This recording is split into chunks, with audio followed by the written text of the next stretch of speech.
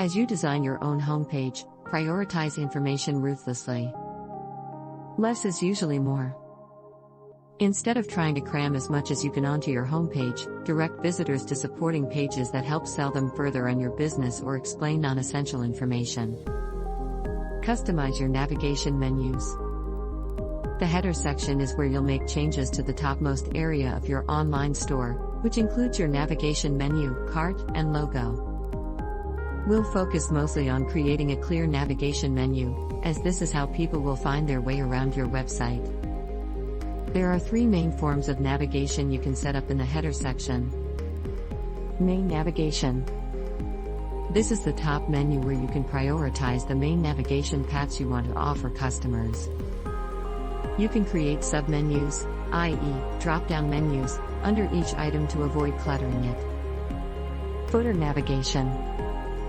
This is where you keep links to non-essential pages that might distract new visitors but still need to be available for those who need to find them. Most online shoppers will know to look here for information like your return policy or contact page.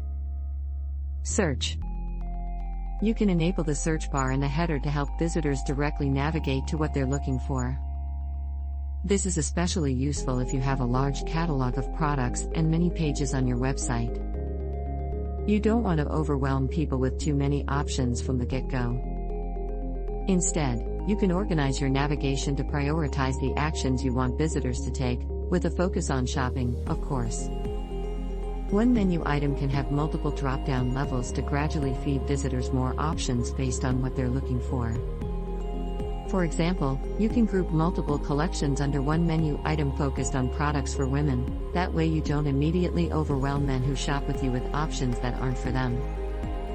For Kinda Hot Sauce, I'm going to create a simple navigation structure where I surface my medium hot sauce collection and 3-pack bundle under a shop menu item. Nestle my Our Story and FAQ pages under an About menu item. Include my contact page, for now, knowing that I can move it to the footer in the future if I come up with another menu item that serves my goals better. I'll also be creating another menu for my footer to surface my non-essential policy pages at the bottom section of my website. Tip: light bulb. You can create a drop-down menu without linking out to a page by entering a hash under link instead of a URL and dragging any submenu items you want to include under it. Set your colors, typography, and other theme settings. Colors and typography play a big role in your online store's visual identity. Under the Theme Settings tab in the Online Store Editor, you'll be able to customize the look and feel of your overall online store, including colors and typography. Even if you're not a designer, you can still pick font and color pairings you feel good about using the following tips. For colors, consider the psychology of color and how different colors make people feel. For example, red makes people feel hungry, yellow suggests safety, and purple can have a royal quality to it. Use contrast to highlight important features of your homepage, such as buttons. Use a tool like Coolers to cycle through different color palettes to find colors you like and their associated hex code. Don't be afraid to go with your gut or just keep it simple if you're in doubt, even if it's just a simple black and white color scheme. I came up with the following color palette for Kinda Hot Sauce because I wanted to look bold and colorful. I probably won't end up using all of them, but I have enough to mix and match to find a combination I like. Try to pick 2 fonts, a maximum of 3, to use across your store. Choose a body font that is easy to read. Sans serif fonts like Helvetica are generally easier to scan on a screen. Use a tool like FontJoy to experiment with different font pairings. For our store, we'll be keeping it simple with 2 fonts. Headings: Laura. Accent text: Roboto. Body text: Roboto. Tip: light bulb. While you're in your theme settings, you can set a favicon, usually your logo mark, which is the icon that will display in browser tabs, bookmarks, and other locations. If you look at the tab of this page, you'll see the Shopify logo. That's our favicon. Customize your checkout. Under Theme Settings, you can also customize the look of your checkout. At the very least, it's a good idea to add your logo to your checkout to give it a branded feel. If you need to, you can also customize how your checkout works by clicking through to your checkout settings, or going to settings greater than checkout. Checkout settings in Shopify. Here's a quick rundown of the choices you can make regarding your checkout. Customer accounts. You can choose whether you want customers to create an account at checkout. This can be useful if you're running a wholesale or members-only store. We'll be disabling it for our store since we don't want to introduce unnecessary friction to our checkout experience. Customer contact. You can let customers choose how they want to be contacted by you after placing an order, email, or SMS text messages. I'll select customers can only check out with email for now to keep it simple and focus on building an email list I can market to. Form options. Here you can decide whether extra information like a first name or company name is hidden, optional, or required at checkout. Since we don't need all this information to fulfill every order for Kinda Hot Sauce, I'm going to make most of them optional. Order processing. You can find options to streamline the ordering process or add an additional confirmation step. To save customers some time, we'll use the customer's shipping address as the billing address by default and enable autocomplete for addresses. Email marketing. You can build your email list as you build your customer list by letting customers sign up during checkout. Since email is a key pillar in many online marketing strategies, we'll make sure this is turned on so we can sell our hot sauce to potential and existing customers on our email list. Abandoned checkouts. When a customer reaches your checkout and decides not to complete their purchase, it can happen for any number of reasons. You can set up an automated reminder email for these shoppers. We'll set up our automated email to go out 10 hours after someone abandons their checkout, while our store is still fresh in their minds, and they may have more time to reconsider their purchase. When in doubt, prioritize choices that reduce the friction of checking out for the majority of your customers. Ask for feedback.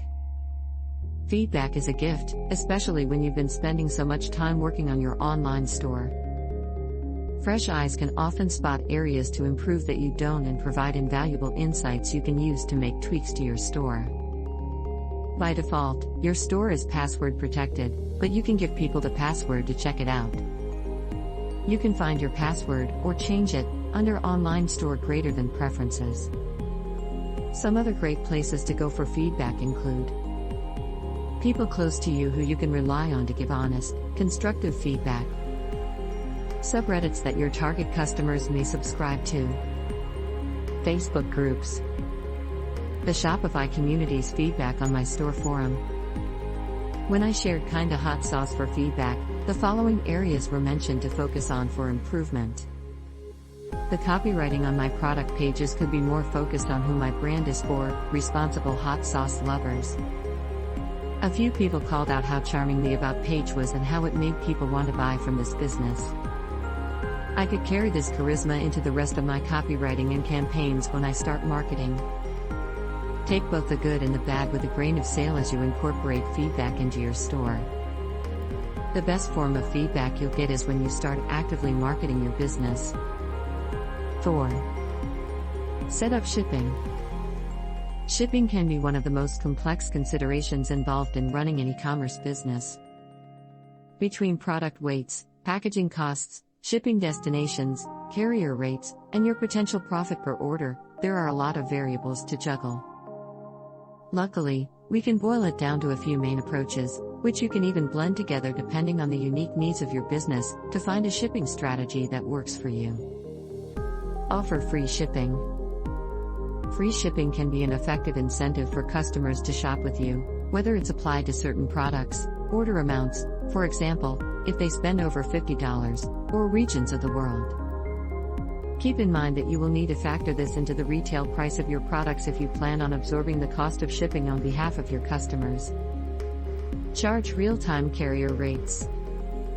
Shopify integrates in real time with various carriers like USPS and Canada Post to generate shipping options and lift pricing.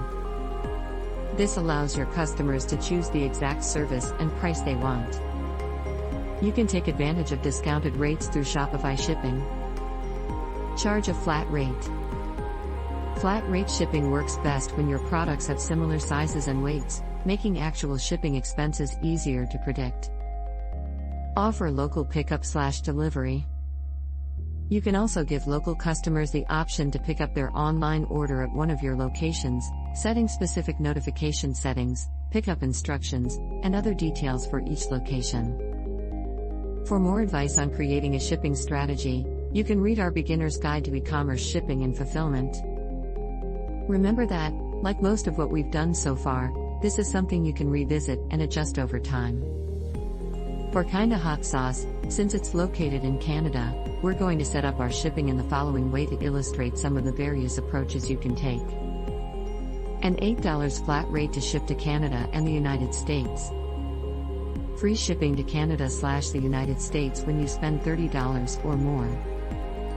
Real-time carrier rates for the rest of the world.